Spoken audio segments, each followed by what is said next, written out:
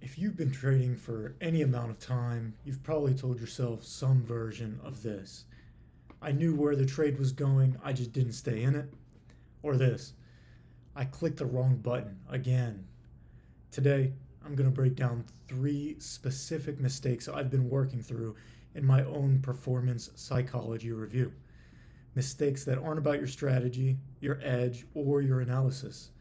They're about what happens between your brain and your hands when money is on the line. These 3: not leaving runners long enough, moving stop losses before structure actually breaks, and placing the wrong order, especially when scaling in and taking profits.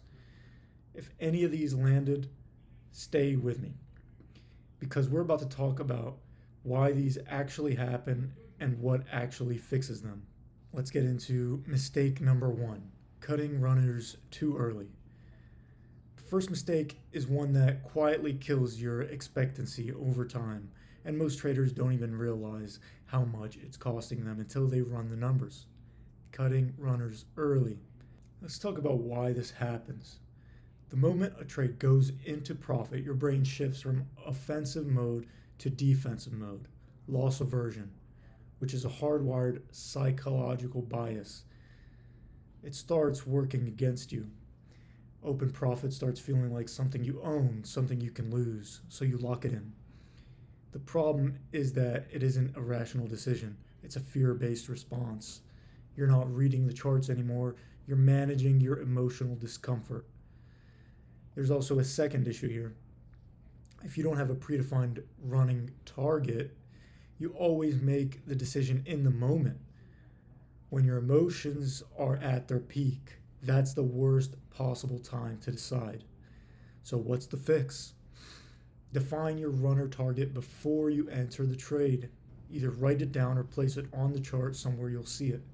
It should be based on structure, the next significant level, the measured move, the range extension. Separate your partial exit from your runner mentally. They serve as different purposes. The partial manages risk, and the runner builds the account. Combining them creates confusion. Next, we'll go back and review the historical trades, find the ones where you exited early and then price hit your original target anyway. This data tends to motivate more than any mindset can. The second mistake is closely related to the first and comes from the same root cause: discomfort with drawdown. Moving your stop before structure has actually broken. So let's talk about why this happens. When you're in a trade and price pulls back, your brain starts asking, is this a retracement or is the trade failing? This is a healthy question, but the problem is when you answer it with emotion instead of structure. So price fluctuation is normal, it's not information, it's noise. But when your P&L is moving against you, your emotional brain interprets that noise as a signal.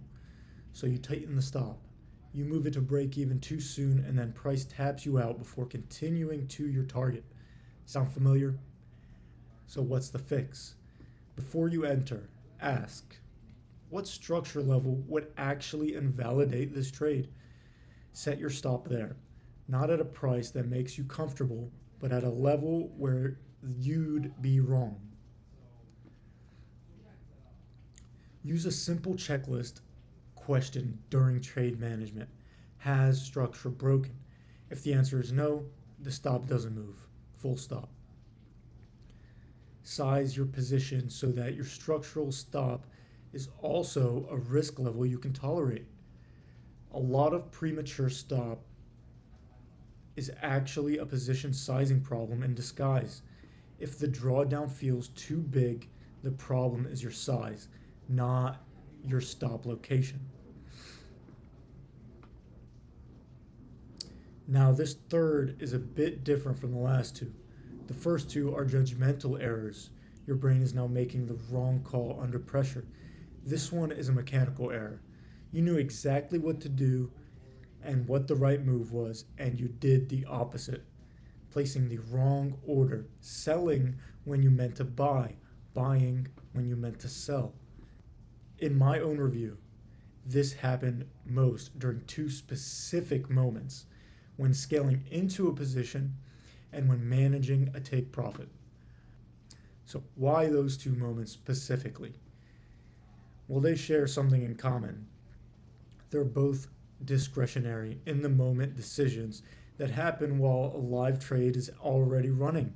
So, my cognitive load is at its highest, and I'm watching price, managing my P&L, and thinking about size.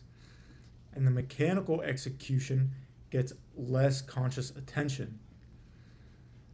Add in the emotional change of a moving position, and your brain goes into this kind of autopilot where your hands move before you're fully processed what you're doing.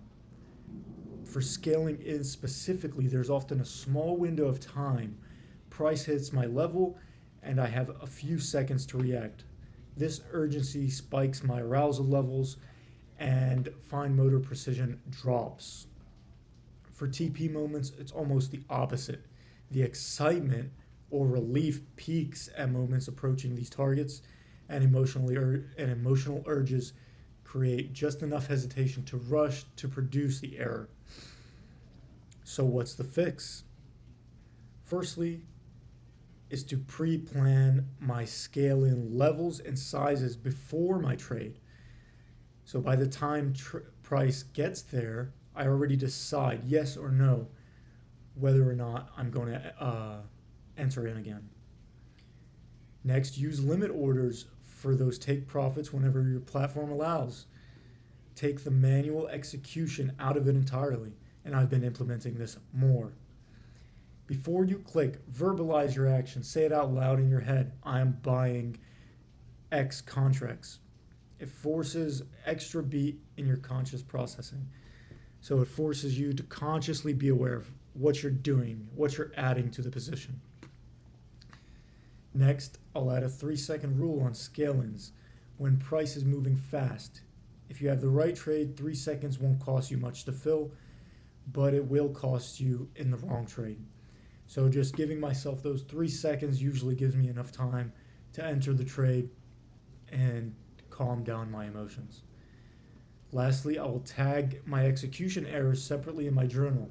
So I'll label them as mechanical, and that allows me to distinct them from judgment errors. So let's bring this all together. We had 3 mistakes and one underlying theme: emotional arousal. Whether that's fear, excitement, or urgency, it degrades the quality of my decisions and execution. The solution isn't to feel less, it's to front load my decisions so that when the emotional moment occurs, I'm executing a plan, not making one. Here's your action plan from today. Before every trade, define your runner target and your structural stop. Write them down or place them on a chart.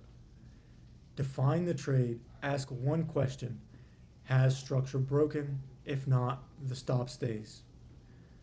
If you're scaling in, plan the level and size in advance and verbalize it before you execute, or place it on a chart somewhere you'll see it. In your journal, tag execution errors